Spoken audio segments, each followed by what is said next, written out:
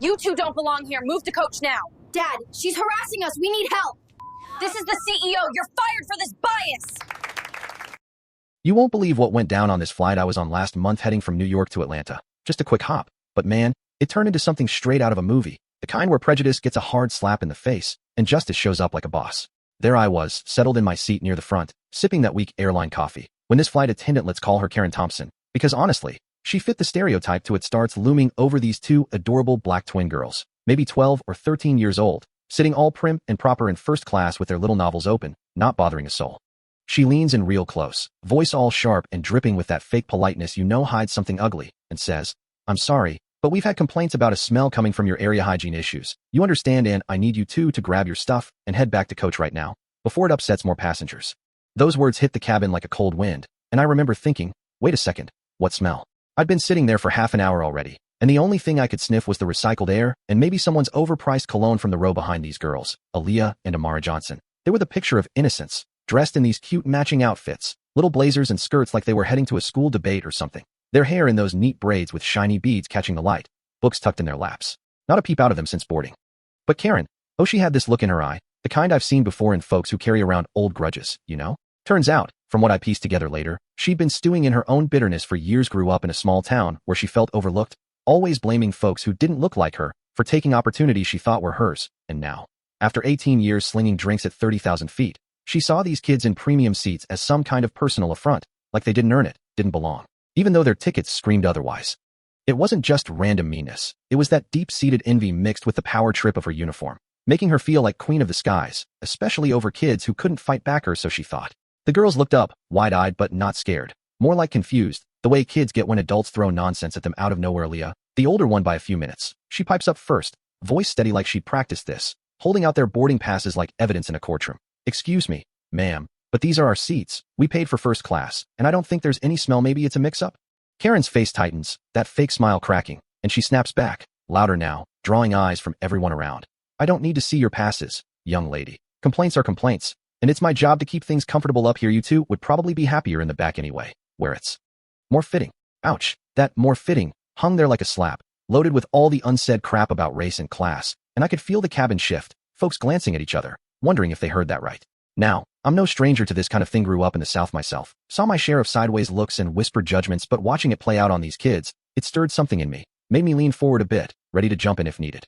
And I wasn't alone. This older lady next to me, Mrs. Rodriguez, she's in her late 70s, knitting a scarf or something. She chimes in real quick, voice all grandmotherly authority. "Hold on there. Dear, I haven't smelled a thing, and these girls have been angels since we boarded. If there's an issue, maybe check with the actual complainers." Then this guy across the aisle, a sharp-dressed lawyer type named Mr. Patel, folds his newspaper with a snap and nods. "Yeah, no odor here either. This seems off, and I'm starting to think it's not about any smell at all."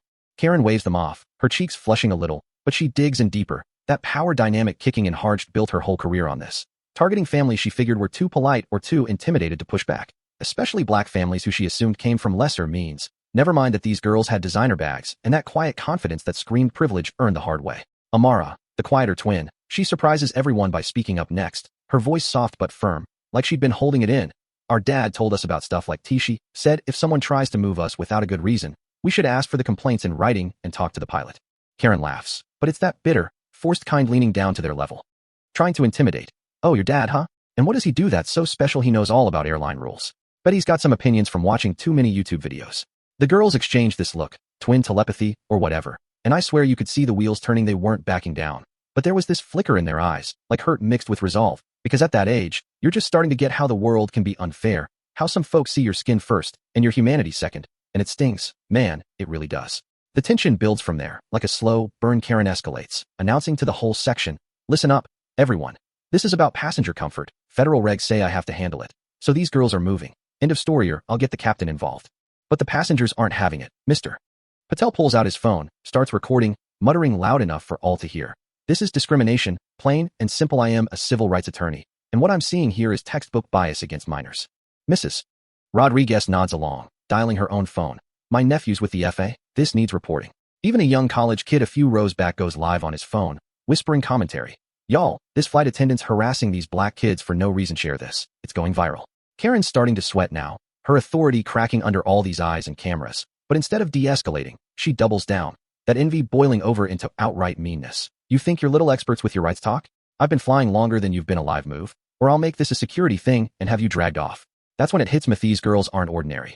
There's something about their poise, the way they reference regs like pros, and deep down, I think Karen senses it too, but her pride won't let her back off. Aaliyah's voice wavers just a tad now, that inner conflict showing she's mad, hurt, but holding it together, remembering her dad's words like a lifeline. We haven't done anything wrong. If you're kicking us out, we want it documented, and we're calling our dot'll sort this. Karen scoffs again, mimes a big eye roll for the cabin. Oh sure, call daddy. I'm terrified. What's he, some gate agent? Janitor? Tell him the mean lady said hi. But the girls aren't fazed. Amara pulls out her fancy phone, scrolls to dad's direct, and dials, while the cabin holds its breath, sensing the tide turning. And turn it does big time. The phone rings, and this deep, calm voice answers. Girls? Everything okay? You should be wheels up by now. Aaliyah spills it all, voice cracking a little with the emotion she's been bottling. Dad, this attendant's making us move, saying we smell, but it's not true. The other passengers say so too. She's being racist, Dad, telling us we don't belong up here. The voice on the line shifts, from warm dad to something steelier. Put her on, sweetheart.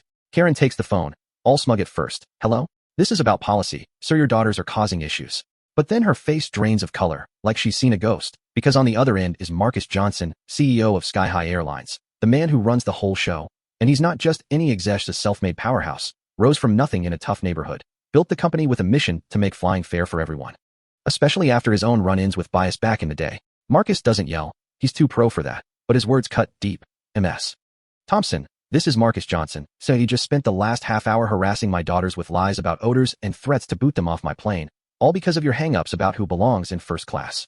Karen stammers. Two didn't know. Sir, it was complaints, but he shuts that down quick. No complaints in the system. I've checked your file, shows a pattern. 19 incidents in 6 years, mostly minorities, complaints piling up, but you thought you were untouchable, didn't you? That envy of yours, thinking folks like us don't deserve the seats we pay for, well, it's over. The cabin's silent. Everyone's eavesdropping, and when he puts it on speaker, his voice booms. To all passengers, I apologize for this employee's actions. They don't represent Sky High. MS. Thompson, you're fired. Effective now. Security's waiting at the gate. Man, the relief in those girls' eyes, mixed with that quiet pride. Death. He'd stood up, used what their dad taught them about rights and resilience, turning a nightmare into a win, but not without scars. Aaliyah later told me it made her question trust in adults, while Amara said it fueled her to study law someday. The plane taxis back. Karen's escorted off in front of flashing cameras. Turns out the live stream hit 1 million views, sparking investigations into airline bias nationwide, policy overhauls to protect kids, and even a lawsuit that changed how crews are trained. Marcus flies the girls home on his private jet, hugging them tight at arrival, whispering how proud he is, but also how sorry that his own company failed them. But here's where it gets me thinking, and maybe it'll get you too. Was Karen just a bad apple? Or is the system rigged to let folks like her thrive until they pick the wrong target? I've seen it in neighborhoods, offices, everywhere, prejudice hiding behind policy until power flips the script. What do you think? Drop a comment below. Have you faced something like this? Is justice served? Or should there be more? Like if this story hit home. Subscribe for more real talk tales that make you question the world, and share it with someone who needs to hear that standing up matters, because next time, it could be any of us turning the tables.